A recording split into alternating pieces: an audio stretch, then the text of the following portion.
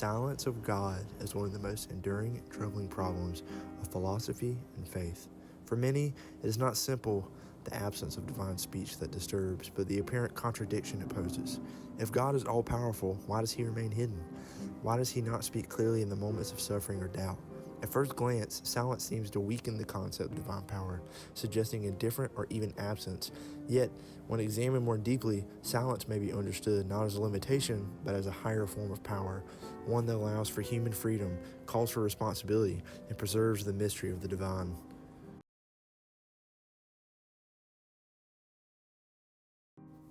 In the sense of God silent has been often described as the problem of divine hiddenness. In the book of Job, Job cries out for an explanation for his suffering, only to be met with a whirlwind of questions rather than straightforward answers. This response highlights a God who remains elusive, speaking indirectly rather than offering clarity.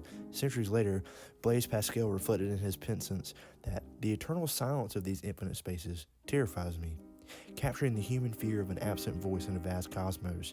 In contemporary philosophy, J.L. Schimmelberg developed this tension into a formal argument. Divine hiddenness, he claimed, counts as evidence against God's existence, since a loving and powerful God would surely make his presence unmistakably known. In this framing, silence appears to contradict divine power. But this view assumes that power must always be expressed through visible action or direct speech. Soren Kierkegaard saw things differently. For him, God's hiddenness was not a defect, but a condition of authentic faith. In The Fear and Trembling, from 1843, Kierkegaard argued that faith only exists when there is uncertainty. If God revealed himself undeniably, belief would be reduced to mere recognition, not a fear of commitment. Silence then is not abandonment, but restraint. It is the holding back of power in order to allow for freedom. In this way, divine silence itself is an act of control, the power to remain concealed, to make room for human beings to wrestle with responsibility rather than be overpowered. Silence, however, does not always mean absence. In human life, silence often communicates what words cannot: intimacy, reverence, or even grief. Emmanuel Levinas, in Totally and Infinite from 1961, argued that God is encountered not in overwhelming displays of force, but in the quiet ethical demand that emerges in the face of the other. God's voice is silent yet instant, calling us into more responsibility. Similarly, the famous Holocaust memoir Night from 1960 recounts the unbearable silence of God in Auschwitz. Yet it is precisely in that silence that humanity is confronted with the weight of its own choices and the desperate need for meaning. In both cases, silence becomes a mode of divine presence, not loud or obvious, but profoundly.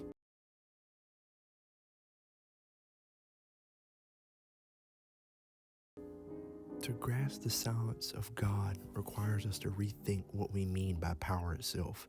Human beings often equate power with dominance, the ability to command, to control, to conquer. Yet theologian Paul Tillich in The Courage to Be from 1952 argued that God is not simply a being among beings, but the ground of being itself.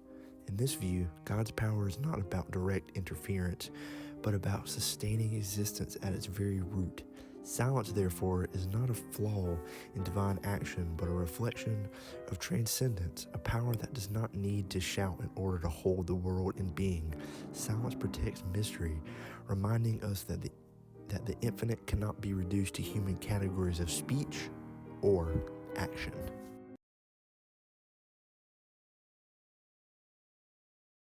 To live within divine silence is both a challenge and an opportunity. It demands courage because silence feels like abandonment, but it also awakens freedom. Without the certainty of God's constant voice, humanity must decide how to live. Pascal suggests that God provides enough light for those who desire to see and enough darkness for those who do not. In silence, we are free to choose whatever to trust, to act as though love and meaning are real, or to turn away. Silence creates the space where freedom, faith, and responsibility unfold, pushing us to listen differently to life, to consequence, and to one another.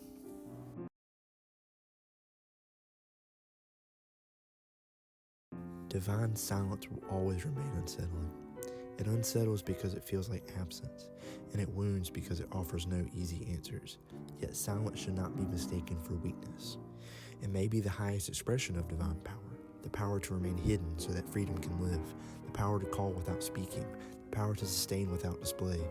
What seems like emptiness may in fact be the fullness too vast for words, like the night sky that overwhelms us in the night.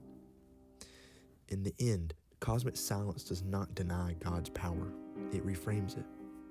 It whispers that the divine is not a voice competing with others, but the vastness in which all voices rise and fall. Silence is the space where freedom is born, where love becomes choice, where faith learns to walk without sight, and perhaps in that silence we encounter the truest of all. A presence so infinite it does not need to speak to be heard.